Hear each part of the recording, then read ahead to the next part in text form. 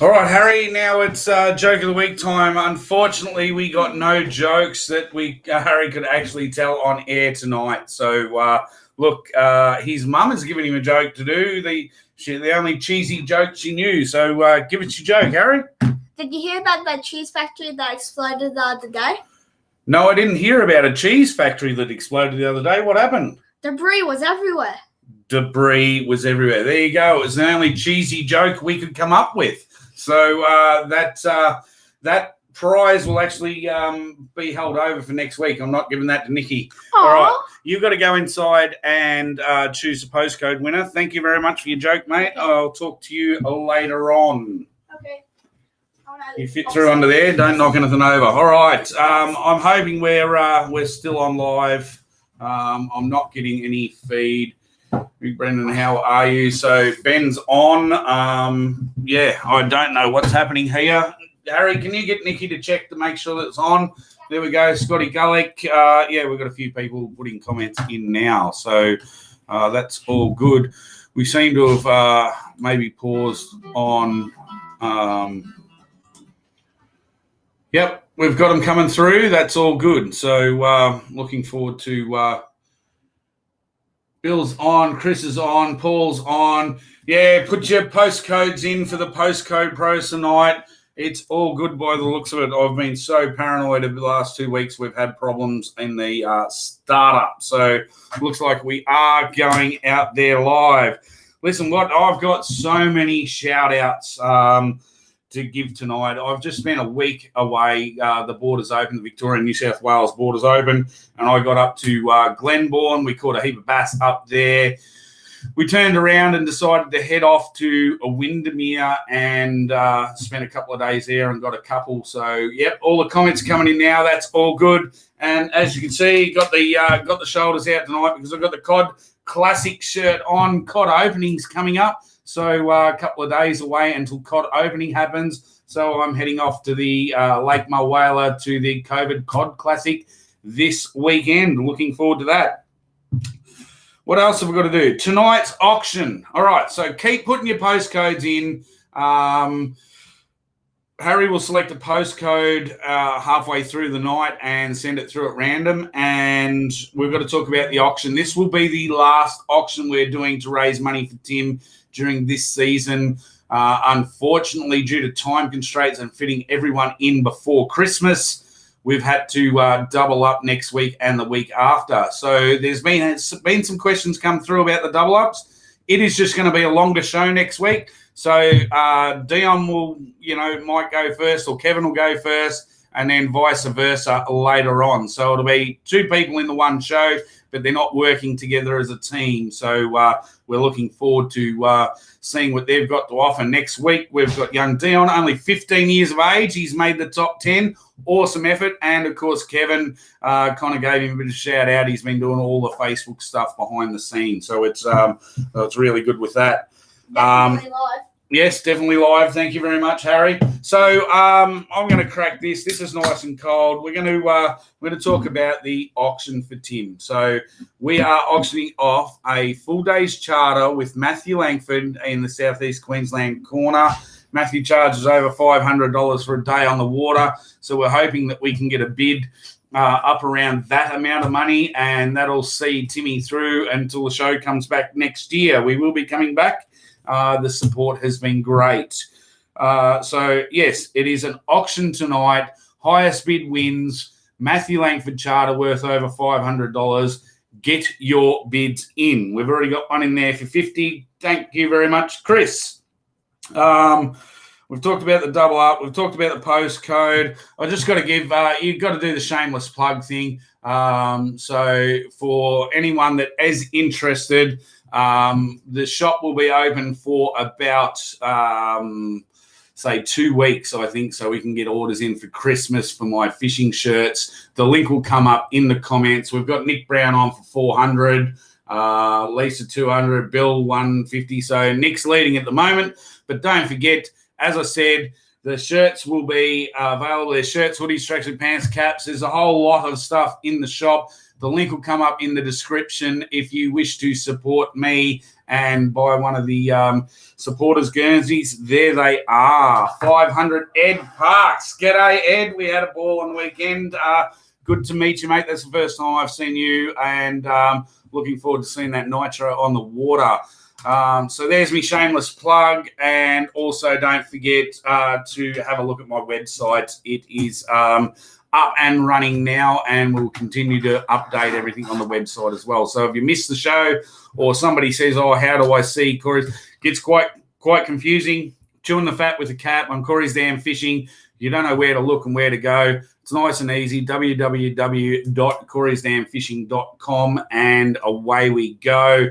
The bids are going through. We've got Ricky Goward. G'day, Ricky. That's 600 for Timmy, and the Matthew Langford charter. That's awesome. I'm loving these bids tonight.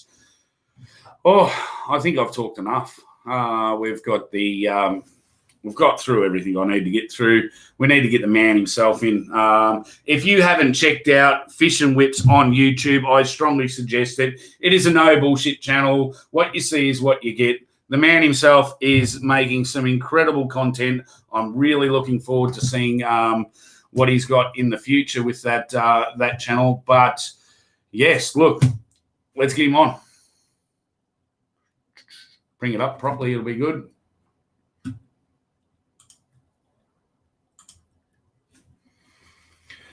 G'day, Brandon. How you going? G'day, mate. Good, man. Good.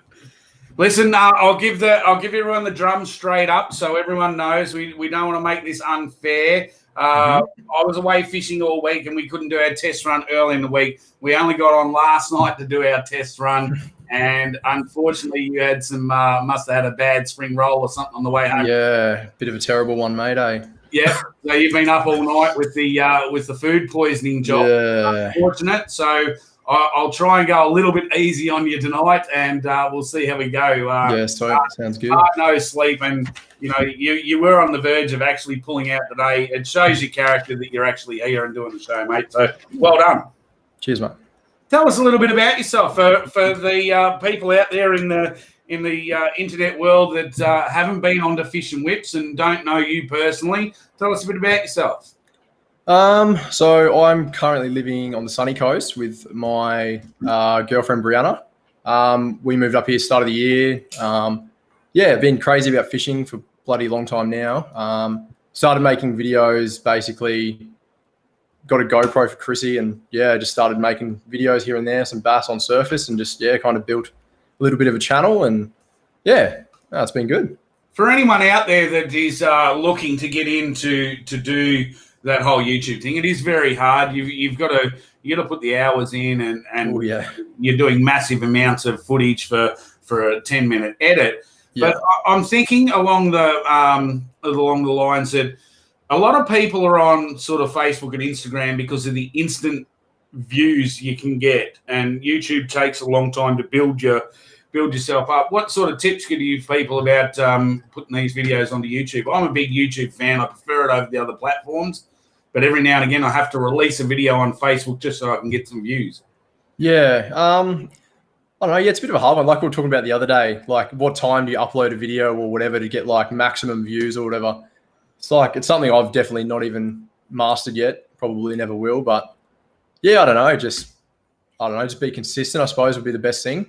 Above all is just try and keep them coming as regularly as possible. You see, I tend to spend or overspend time on YouTube watching other people tell me how to run YouTube, and I think it's just a point of instead of doing that, just getting content out as regularly as what you can. It's about just keep feeding the content out, and you'll get better with it as you go, won't you? Yeah, that's it. Exactly right. And you're a bit of a surface guru. You put your application video in, and you told us all about a couple of stories in your application video. For anyone that hasn't been on and seen your video, it's in the Alloycraft Brand Ambassadors group. You have to ask to join the group, and then you can watch all the applicants' videos. You can watch them later on.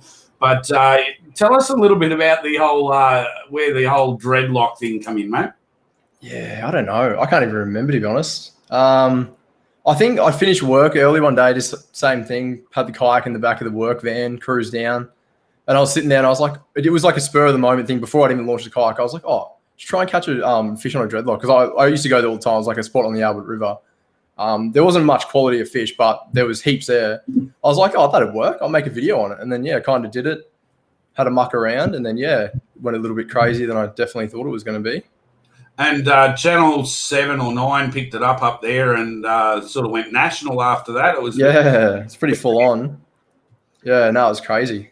But that's what it's about. It's good, honest content. That's what I like. It's, thinking outside the square. I've been telling all the contestants, I'm the mentor. I don't select the winner. Think outside the square. Just don't go with the flow. You've got to stand out in today's society if you want to make it in this sort of scenario. That was a really good one. Tell me of another time that you've sort of thought outside the square and it's just hit you. I mean, most times when I do it, it's the case of, I've told all my friends now that if I say hold my beer, I'm going to do something stupid, stop me. Where are you at with it? Oh, that's a tricky one. Could you repeat that again? Sorry. Yeah, I didn't really get that. Let's talk about your last. We'll throw it in into aspect. You just you went up to Woorooma. I've just watched a video on your thing. You went up. Oh yeah. And that video itself was pretty insane. Where do you come up with the ideas of how to position the camera? Do you just follow the flow, do what everyone else is doing? Or does it come natural to you? You just put it in front of your face and start talking, and that's it. Yeah, pretty well. I think as long as there's a bloody rod in my hand or a fish in my hand, I can basically ramble something out that makes half sense. So yeah. No, I've always kind of. So obviously, when I first started making videos, I was never really that confident. The first videos, I probably didn't even say a word in. So just something I've kind of got the hang of over time. Yeah, and you don't script anything. It all looks natural with how you. Yeah, no. Yeah. Unscriptable. How do you go? How do you go with voiceovers? I noticed in your entry video you did a few voiceovers, and you seem to have mastered that. I can't do a voiceover. I've actually never done one before. I've got this I've always had this decent mic like yours, a Blue Yeti. Yeah. I've never really used it. It's always sat around, and it's probably the first time it's actually been used for that. And it was cool. It was good to do something different, not just good to do that. Yep. Excellent. Well, we better get into this, and get through the formal proceedings for tonight. It sort of cranks through. So you would have been on and watched what happened. So Brad's sent me through 5 separate lots of questions. They're very, very, very similar in different ways. Pick a number between 1 and 5, and I'll start on those questions. 3. Number 3. Number 3 it is. We do appreciate, I don't say this enough, I suppose. What have we had? We've had Declan, Tristan, Bill, Lisa, Connor, and now yourself doing basically what is normally seen behind closed doors it's basically a job interview, and most times you're behind closed doors and you haven't got all your friends on there watching you try and that's it. But this is I do appreciate everything that you guys and girls are out there doing. This is blown me away with your support. So we'll tick off number 1 on the list. I've already asked that to tell us about yourself. Let's go with number 2. What would be your top 3 attributes that will make you the best person for the program? Top 3. Probably one would be I'm actually really grindy as well. Like when it comes to fishing, I don't really give up too easy. Yeah. I'll be out there. If I'm not catching fish, I'll be out there all day pretty well, past late into the afternoon, sometimes even just till I catch fish. That's probably, that'd have to be one of them. So basically you're first on the water, last off the water. Yeah, pretty well. Like every time I go, I've got this thing that's always, like you were talking about the other week, I think, with Lisa's one, someone that's always on the water, like the first person every time. Yeah. I'm always like that, especially if I go fish Barumba, because I just hate not being on the water first and having, passing someone up the back of the dam. Like you need to get to those spots like ASAP. You don't want to miss your opportunities. Another one. Oh man.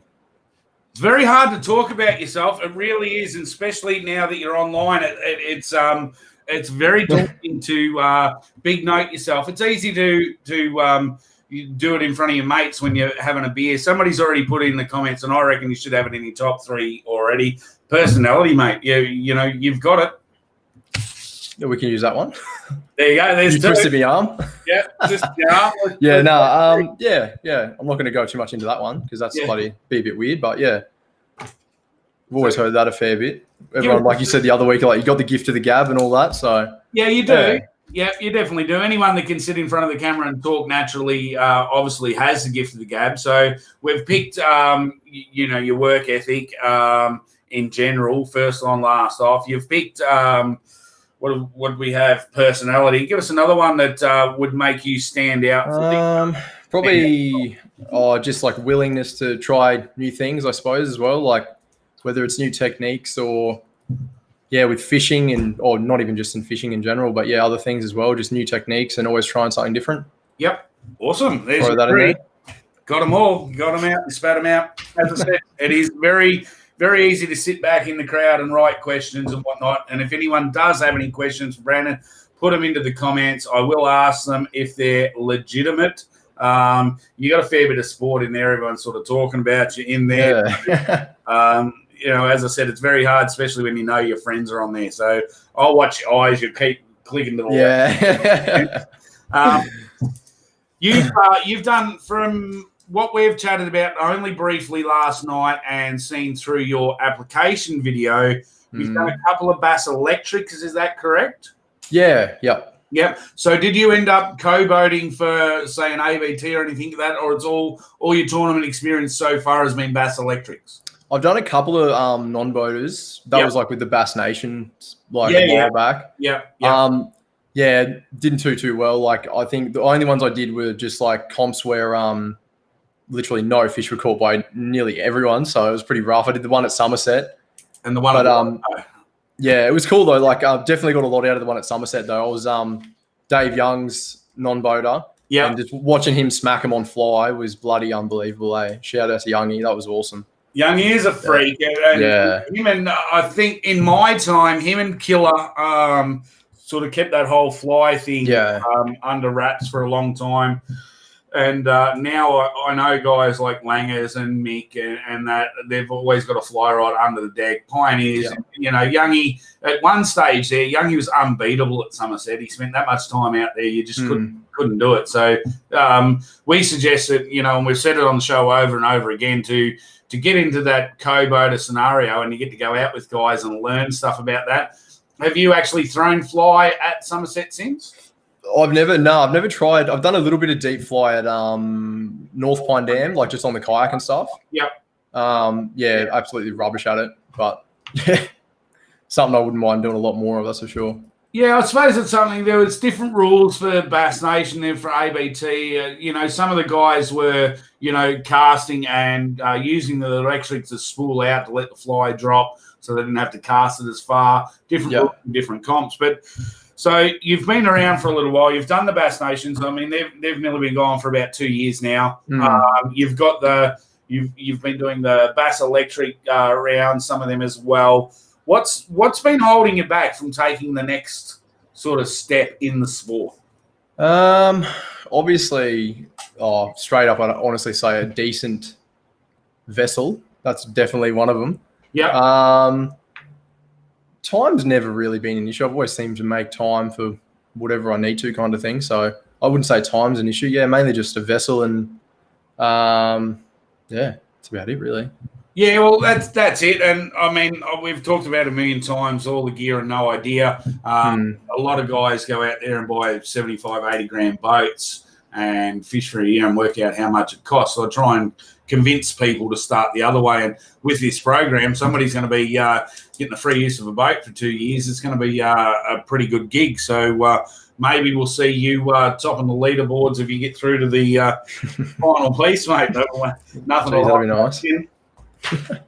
So, all right, next question. Where do you see yourself? We'll start with 12 months, 5 years, and 10 years. So start with the 12 months. Oh God, 12 months. Probably, like I said earlier when we were chatting the other day, getting my little business up and running so I can kind of work either as much as I want or as little as I want. Just having the freedom to go and fish a lot more, which is definitely the long-term goal at this point. Because, yeah, it's just gets hard trying to find a lot of time to go fishing these days. Like, you only really get your weekend and, yeah. Yep. That'll be that one. I mean, you're trying to get your business up and running. You're working full time, then you're doing quotes and jobs after work and whatnot. So you're trying to get that up and running. So let's go into 5 years where the business is up and running smoothly. You're sort of working into your long-term plan. Where do you see that going? So sorry, 5 years. Yeah. Definitely want to buy some sort of property or house or whatever. Been wanting to do it for a long time now. I've been looking at a few properties recently up and around like river heads and stuff. Yep. Just crappy old blocks. Yeah, just throw a shed up or something like that. Just have a little fishing pad. That's definitely one of the goals for sure. Sweet. Somewhere near the water, obviously. Yeah, definitely. Yep. And then we go on to 10 years. You've probably paid the block off. And where do you expect yourself to be in 10 years' time? Probably have a few kids or so.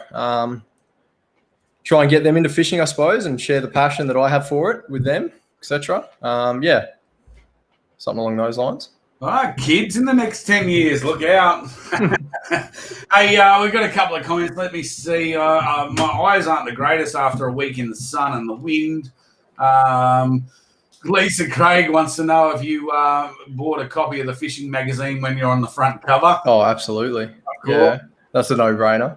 Yeah, Timmy Steinhouse reckons that you don't need a great boat. He can win the Queensland Open in the smallest boat in the field. Yeah, that's true. That's actually the tinny I've got at the moment. I fished, one of the first comps I ever fished was at Maroon Dam. It was a SEQ sport fishing, I don't know, one of the comps I had back there in the day. Yeah. And I ended up getting third place, and it was a teams event. I was the only solo. I ended up getting third place and beat a lot of good fishermen too. So I was pretty stoked with that. That's it. That's what it's all about. Just going through. Look, last week's on. Connor's on, so he's obviously people threw him some questions last week, so I'll bring his up. What are your top 3 fishing memories, mate? Top 3, jeez. I'll have to start one at one that happened real recently. Actually, that Beast of a Mary River cod I got. That was insane. Yeah, that was unbelievable. That was really cool. I was with my mate, Brad Weber, Mullet Guts, and kind of just sussing out some spots. We know had bass and stuff like that. And to get onto a fish like that, fish of a lifetime, unbelievable. One of the best experiences for sure. Excellent. So that's a Mary River cod. What did that measure? That would have been. It was a meter on the dot. Was it a meter on the dot? Yeah. Is that your first meter in any cod? Or Yeah, for sure. Yeah, I've never caught a cod that big. Yeah. So that's a meter in a Mary. That's it. And looks like Brad's on there leaving some comments anyway. So that's all cool. What was your next best fishing memory? Probably definitely like a 4th place at Warralong Bass Electric. That was cool, man. That was definitely a kind of only got to pre-fish it the day before, went there, found a patch of fish in some of the treetops and cracked a few patterns. Probably fished it a little bit too hard, I think, as the rookies do. Went back there the next day and got onto a few good ones still, but definitely not the quality I found in the pre-fish, pre-fish king. Yeah, definitely. Conservation is key, and that's hopefully whoever wins it, they're the types of hints and tips that I'll be able to give them. That you've got to make those fish last. That's it, people might want to come in and steal a spot, but I don't know how many times I see people out there slaying them on pre-fish and wonder why they can't catch them during the comp. There's a lot of pre-fish wonders out there, and you just wonder why. Once you've worked out the pattern, why don't you leave them alone? That's what I enjoyed about Langers' video, the 3 parts. He broke it down to the pre-fish day 1, and during pre-fish he was hardly going anywhere near any of his spots. How good are those videos, eh? Oh, easy to good. They're sick. Lane does a really good job. There's a couple more. I won't read those questions out. I'll go on to the next one on the list. And It's kind of a long question, so bear with me. You all right? Given the opportunity, and you say you won the Alloycraft Brand Ambassadors, you won the boat, and what would be your top 3 achievements you'd like to tick off in the first 24 months?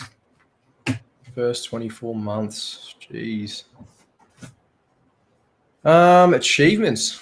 I'd say, obviously, saying something like winning an event's pretty bit of a long shot, but even just getting a consistent bag of fish, really, as you know, is quite a struggle. So I'd say probably that. Just getting a bag of fish as consistent as I can. Yep. Achievements. Yeah, that's a tricky one, eh? Yeah, so, why wouldn't winning a comp be within the realms in 24 months? I suppose it would be, but it's just, there's that many You just don't want to sound insane cocky on anglers. TV. Yeah, pretty much. There's that many insane anglers. I'm not going to just say, 24 months, I'll rip through them all. It's a bit of a long shot. Definitely, I'd have to say just the first one, bag of fish. Yeah. But obviously, winning a comp would be unbelievable. That caliber of bloody people competing too. That would be cool. Oh, look, I have this discussion with my sort of inner group all of the time, and you don't go to a comp not to win it. I mean, you're silly if you just go in there to make up numbers. You really, there are massively better fishermen out there than me, and they're all quality anglers. But when, if you look at the Bass Nation scenario, it's a bit different with the ABT with the shared weight and the 5 fish limits. But back in the Bass Nation, you only had to catch 4 fish, so it was really easy for you to really, fluke one, if you want to use that as a word, over the current thing. So what do the Bass Electrics run? They still running 4 fish limits? Usually 2 fish limits. Yep. Yeah. So you're 2 casts away from winning a comp in that. Pretty much, yeah. In that regard. In that, the Warralong one did get some. I got a lot of fish, but I saw so many smaller ones compared to the pre-fish. But they're probably all hiding because I'd stung them up a bit. Yeah. But, what do you do? That's it. All right. So let's go on to another question. See if there's any questions in here.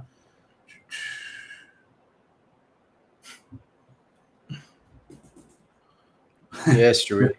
Yeah, they're asking you, say, give him the bait, you deserve it. They're all on you. That's all good. I've got to give away the postcode prize. So tonight's postcode prize is a bit of a bass pack with the bass theme tonight. We've got a swim jig, a chatterbait. We've got some assist hooks from Hot Bite, another Z-Man swim jig, and some Suffix FC leader, and that's the postcode prize. Now, I think Harry stitched me up inside because he sent one through, and I'm not going to even try and pronounce it because I haven't even got my glasses on.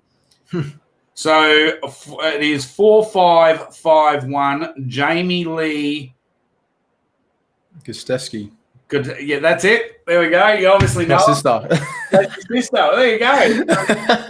Jamie is actually definitely stitched up there. Yeah, Harry's in there and he's just given it to me. He said, "Say this one, Dad." So this is that's the postcode prize. So Jamie Lee, send me through to Macquarie's Dam Fishing. Send me your postal address and I will get that posted out to you this week. That is really cool. See how random that is? That is not any way played. Harry just that tickles his fancy in there. So it always picks the hard ones, eh? Yeah. It's either the town name or whatnot. I think people was, after 37 shows, I think people might have started to cotton on and putting some fake names in there just to try and get Harry to draw them. That's the way it goes. Rightio, back onto the questions. Still got. There we go.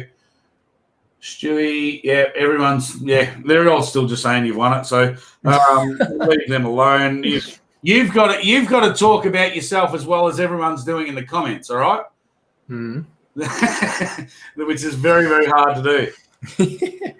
What do you think a company should provide you as a brand ambassador in returns for your efforts? I suppose it's it's always going to be, I suppose, a mutually beneficial type setup. Yeah, they're supplying a lot as it is, so just returning the favour. As I said, mutually beneficial to both parties, and just doing the right thing by them, and they do the right thing by you. Yes, good answer. Good answer. That's what it is. It's anything like this, and this is what I'm trying to develop with anyone that's under my sort of mentorship. Is it's about growth together. So if I can grow and Bluefin grows, we both benefit each other. If I can teach the ambassador to grow, it benefits me and Alloycraft as well. So that's pretty cool. We're up to 610. Ed has bid on the Matthew Langford charter. That's really cool because the two guys that I went away with on the weekend are both bidding against each other here. So keep it going. Oh, look, Sean's asked a good one here, and might put you, make you feel uncomfortable. All right, Lovely. This is a hard one, Sean. Is he? So, why do you think you deserve this apprenticeship over the others? Oh man.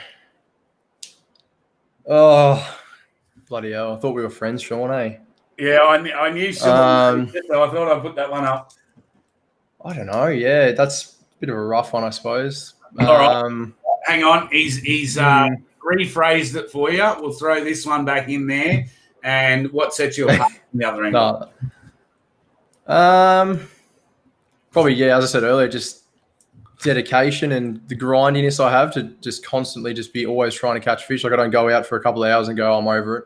Come back in. I'm always out there till the death of it, trying to put some fish on the board. So, yeah, I'd say that's probably one of my best attributes in fishing and tournament fishing, I suppose. Would agree. Oh, look, as far as I'm concerned, if you look back over time, the guys that do spend more time on the water are more successful. End of story.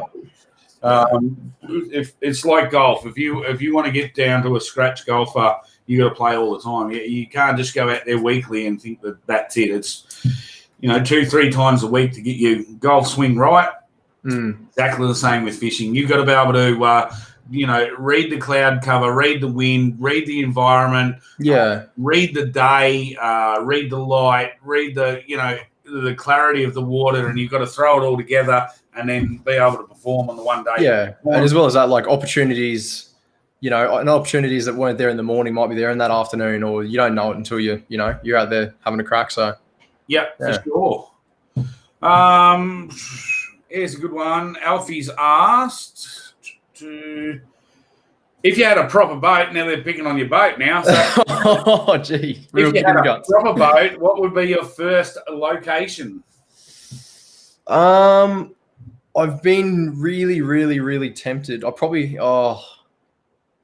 just going further on some of the dams. I think would be the biggest thing is just being able to put your boat in and go right up the back of a dam. So I'd probably be up to Mondi or something like that, chase barra, get right up in the sticks and those places where you can, catch a few barra, and it's not as pressured. Yeah, so you're a multiple species. You don't care what it is as long as it's top water. Is that right? Yeah, pretty well. Yeah. I love me top water. Yep. So we talked the other night. You love your sooties, you love your barra, you love your bass. Do you do any saltwater fishing? I do. Funnily enough, I live 3 minutes from the Marucci River up here. I've been meaning to get onto the jacks, but I just haven't had it. When I first moved up here, I had a few weeks off looking for a job and stuff, and I was just every day chasing jacks. Got a few good ones. But that's something I want to do more is saltwater. Definitely haven't done as much saltwater, mainly because I hate cleaning stuff afterwards. Yeah. It's always a pain. Oh, it is, but it's something you have to do if you want to. That's why it's Corey's Dam Fishing. I stay in the fresh water because it is a pain in the ass cleaning the boat all the time. Yeah, that's it, eh? All right, let's get on to another question. There's no rightio. Stewie. What do you think a brand ambassador should commit in order to repay their brand in the capital investment? So Brad's going to invest in this boat and give this boat away for 2 years, sort of use.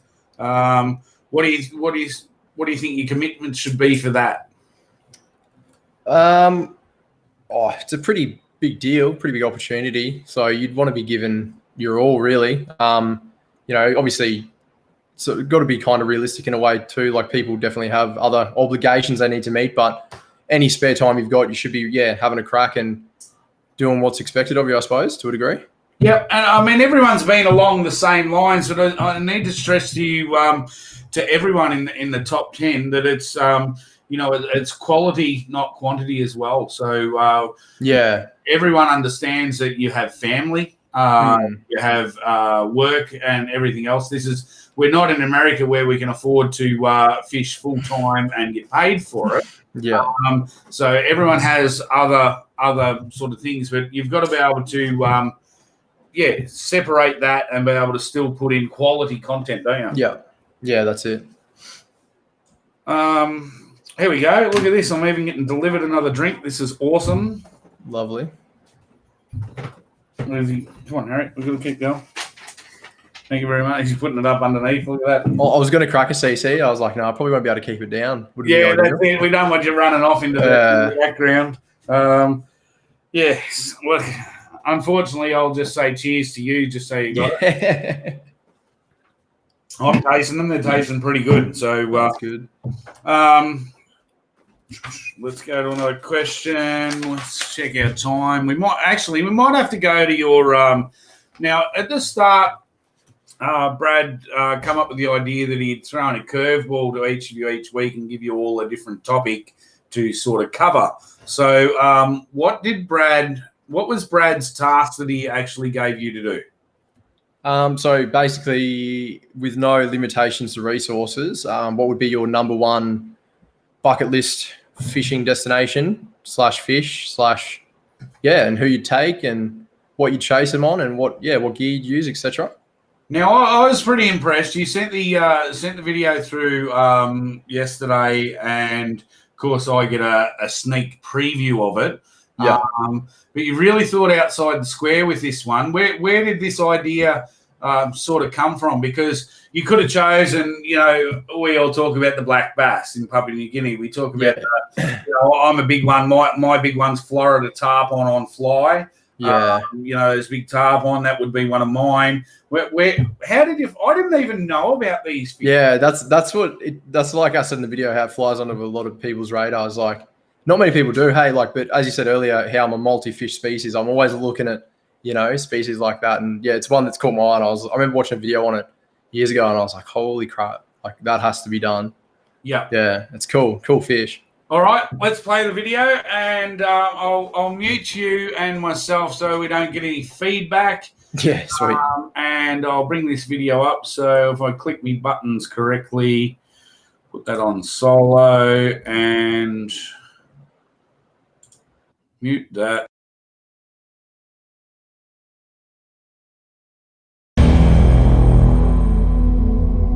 Deep in the Santa Cruz region of Bolivia, the secure Aguas Negras, Pluma and Iturrama rivers twist and turn through rugged peaks and jungles. It is here you will find some of the most sought-after sport fishing experience there is on offer. But no species, in my opinion, can come close to the Dorado. These four rivers sustain a healthy population of the golden Dorado, or El Dorado, which originates from Latin for gold.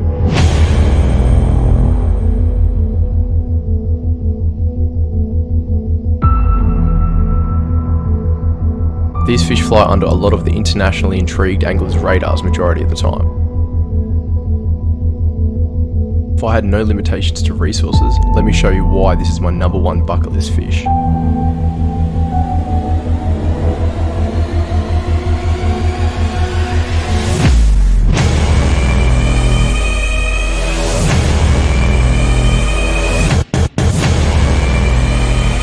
Paraguay and Uruguay also hold a strong population of Dorado, but the Iberia marshlands of Argentina is where you'll find me next. The same fish, but a completely different fishery. Navigating the marshlands means winding your way through the maze-like channels and passageways, each turn offering the chance to discover something completely different. An unfished lagoon, creek or channel, or even an unknown passage through the marshlands to yet an undiscovered part of the reserve. But the best part? These fish are super aggressive and have some of the best topwater eats and acrobatics there is on offer. There was no way I'd be leaving the fly rod at home, but for the first few sessions I would more than likely be using a bait cast outfit, spooled with 39-pound Yamato resin sheller, 50-pound Yamato shock leader, paired up with a 6'8" JML Anglers Alliance Donkey Hunter rod. Would definitely start by throwing top water, to be specific a Norrie's Uppercutter 128, as these lures have one of the best actions and noise in their class, in my opinion. I've always had a deranged obsession for topwater fishing. People who know me personally could also agree. There is no better way to catch fish than the visual satisfaction of them swiping a lure off the top.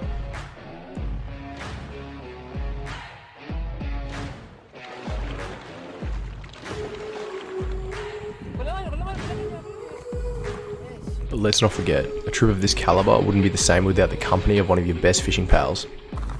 In this case, Brad Weber, aka Mullet Guts, would definitely be copying an invitation. Because if the fishing is slow, the banter never is, making some of the fishless sessions as enjoyable as a fisher cast.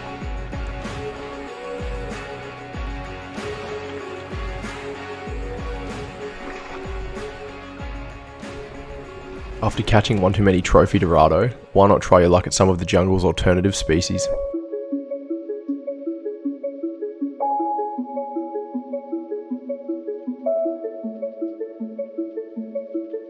Such as the Pacu, an omnivore usually tricked by nut-patterned flies.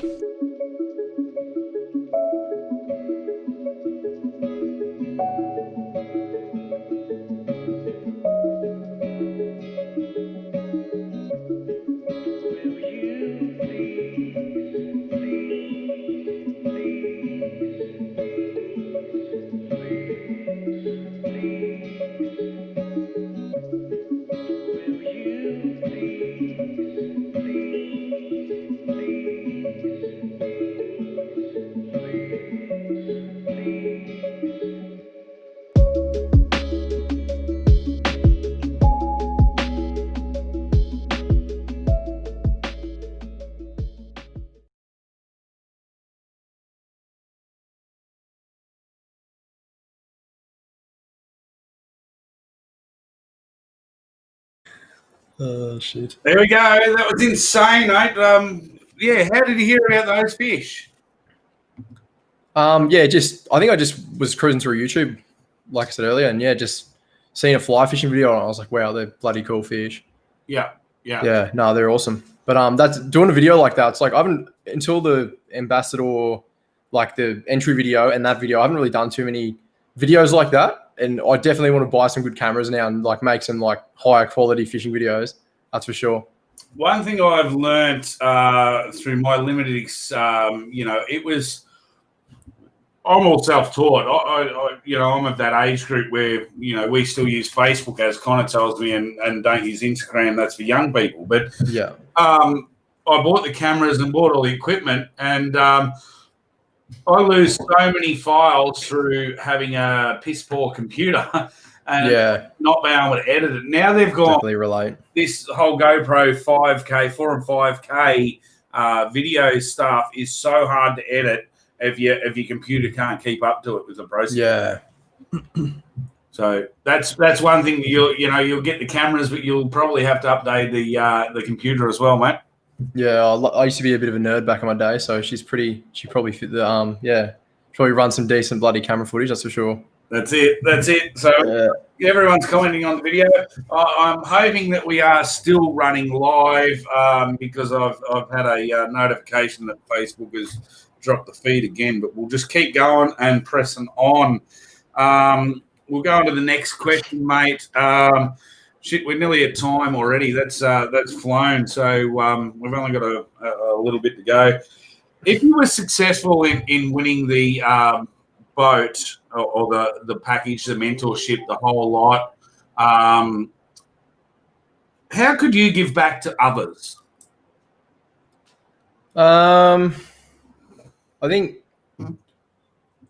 just knowledge-wise as well. Like you fish that much these days that you could definitely give back in ways, and whether it's just teaching someone a new technique or something they might not have thought of or something like that, even as if you were a boater with a non-boater, something like that. Yeah, definitely always give back in that degree. I think if you were thinking, I don't want to put words in your mouth, and just you're giving back already with your videos that you're actually doing. So many people are out there, and it's all secret squirrel stuff. I've seen people to the extent of even blacking out the background because they're too frightened for somebody to go and fish their spot and all the bullshit that goes with it. I mean, part of what you're doing, you're giving through your channel. Is there a way that you could grow that channel into something more? Yeah, potentially. I've never really thought about that actually. But yeah, what people like with spots these days. They see that and they know exactly where it is. So I suppose you go fish a place like one weekend and you upload a video the next weekend. They're probably there anyway. So yeah. Yeah, for sure. And I mean, we had a laugh about this last night, but social media can be a real wild beast. It can be really good and it can be really bad. The amount of bullshit that you get each week when you've loaded a video about what you did wrong, and all the stuff that goes, it can really play with your head. How do you push through all that negative stuff, mate? I think it's like with a lot of things, there's always going to be people that are negative and trying to bring you down with whatever you do, not just fishing. So yeah, I just think it comes down to like a lot of jealousy. Majority of the time, people sitting at home and can't be bothered actually getting out there and doing it themselves. So they see you brain and fish and they just can't hack it. So yeah, that's how I view that. Yeah, I think and a lot of people don't realise either. They just think that you catch and fish all the time. Sometimes, as you said, you're getting on the water before everyone else, leaving the water after everyone else just to get enough content to put on. It's not as if you're going out there every day and slaying 10,000 fish, is it? No, that's right, eh? All right, let's go on. Let's see what questions. All right, let's go on to this one, and then what are we at? We're about the 50-minute mark, so we've only got a little bit to go, mate. You're doing really well. Just want to make sure I've given away the postcode prize.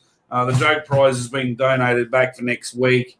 And I haven't seen anyone beat Ed Parks for $610 for the Matthew Langford charter. Good night, Harry. So make sure if you've got any late bids, get them in. This will be your last question. We'll go on to the situational question, then we'll see. We'll give it enough time for everyone to jump on and ask a few last questions of you from the crowd. Sweet.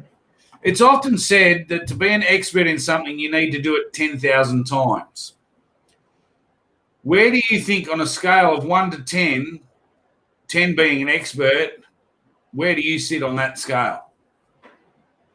In fishing in general or fishing just... in general, yeah. Yeah. I don't think anyone could ever be like an insane expert at fishing, to be honest. It's that bloody different every day. Probably, oh God. I know compared to the other people, probably I'd say 6, maybe 5 or 6. About halfway. Yeah, and that's a good honest answer. So what would it take from me as your ambassador to move you from say 5 or 6 to a 7 or 8? I think with dam fishing, obviously you're a bit of a guru with your dam fishing, so perfect person for to be a mentor. Just little things, I suppose, like sounder stuff and spots and different wind things like you always talk about. Like, yeah, you've definitely got it sussed. Yeah. I don't know. Sometimes I think I've got it sussed and then I definitely don't. So don't worry. Most of it, I think I just bullshit my way through. And it works out. I'm not as good as some of the other guys, but I can hold my own. So I've got to do it each week, and I have to say that my son stumped me last week when I asked this question. I wasn't expecting such a good question to come out of him, so I was a bit blown away. So I'm a bit scared to actually ask the question to the next couple of candidates. But you got any questions for me, mate? Oh God, not really, eh? Not off the top of my head. I wish I wrote some down. I probably could have hit you with some stumpers. Yeah, no, he got me last week. It was the first time in 7 shows I think I've been speechless. I really wasn't prepared for my son to just whack me like he did last week. He got you good. That's for sure. He got me good. So I'll give you a rest this week. Yeah, awesome. Now, we're going to do a situational question. Now, these situational questions, Brad's thought long and hard about these, and there is no right or wrong answer for the situational questions. Yeah. What you would personally do. Well, I didn't put my glasses on again. I left them in the boat because I've been tying knots all week.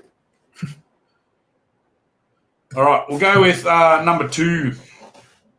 So you're fishing a tournament and you notice that a competitor has just gone into the out of bounds area and lands a massive fish.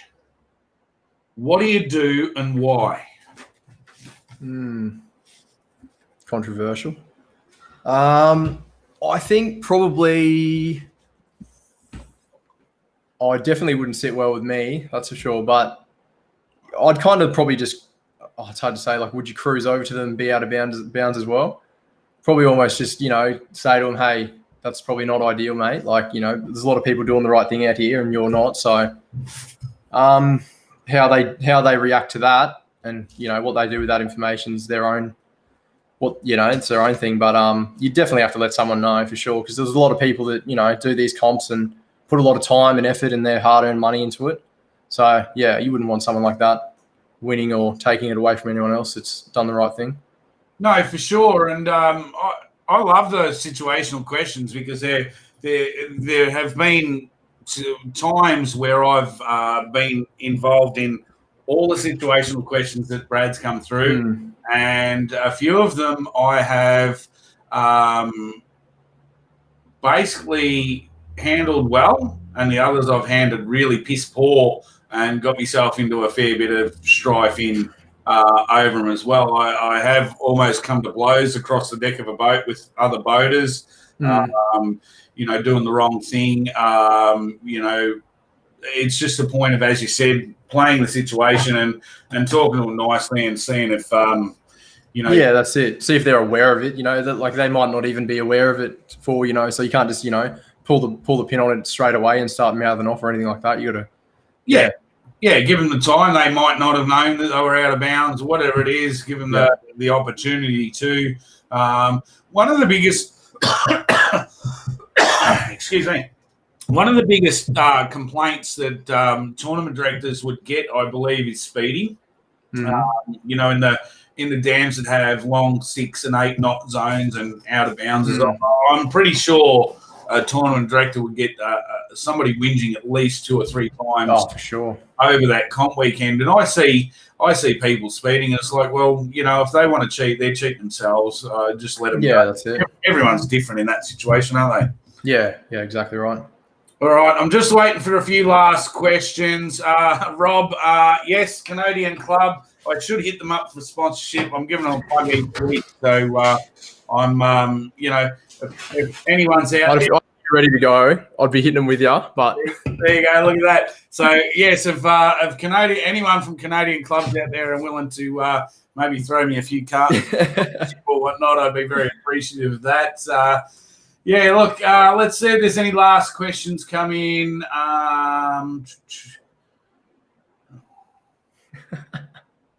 The first job, look, you may say I'm not gonna put anything up because there's some good ones there, but they're not really appropriate for this scale, mate.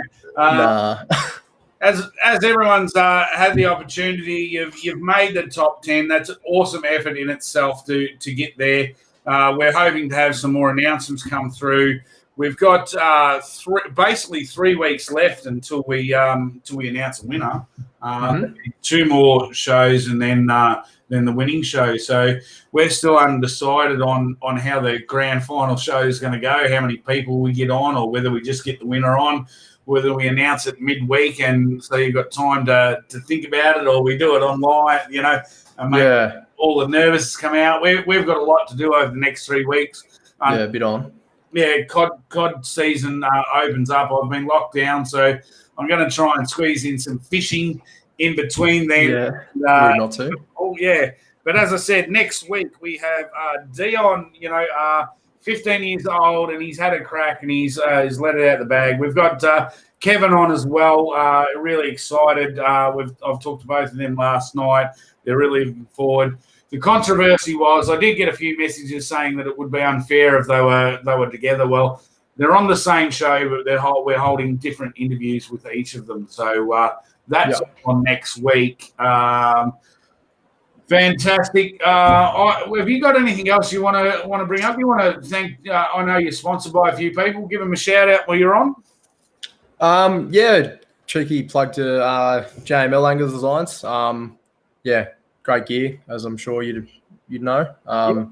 Yeah, they've looked after me a lot as well. So yeah, check them out. Everyone knows. Yeah, everyone knows their gear, eco gear, and Norries and all that stuff. So yeah, yeah. Shout out to my girlfriend Brianna, who is in the other room, probably losing her shit at me.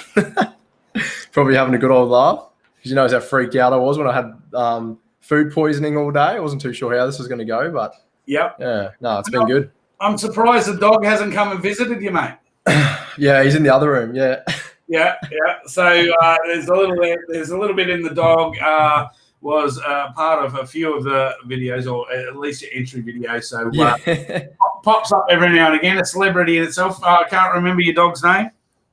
Oh, his name's Try. Try. So yeah, shout out to the dog. Shout out to Try. Really cool.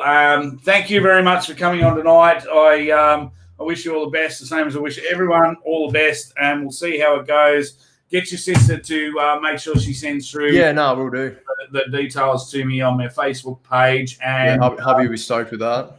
Yeah. I just got to throw it in again. The shameless plug. If you want to get one of my supporters' jerseys, there is. What have we got? We've got jumpers, everything else. I'll put the link in there. It's up on my Facebook page. Good looking jersey, mate. Jump on, yeah. And look, I try and do one each year. So this year, that's the one. So I've got nothing else to say. I've got to start packing. It's cod season opens, and I've got to get ready. I've been away fishing already. So I've got a few lawns to mow, and then I'm heading cod fishing again. Looking forward to seeing what's happening next week. Thank you very much, mate. Sweet as. For being on, and we're out for now.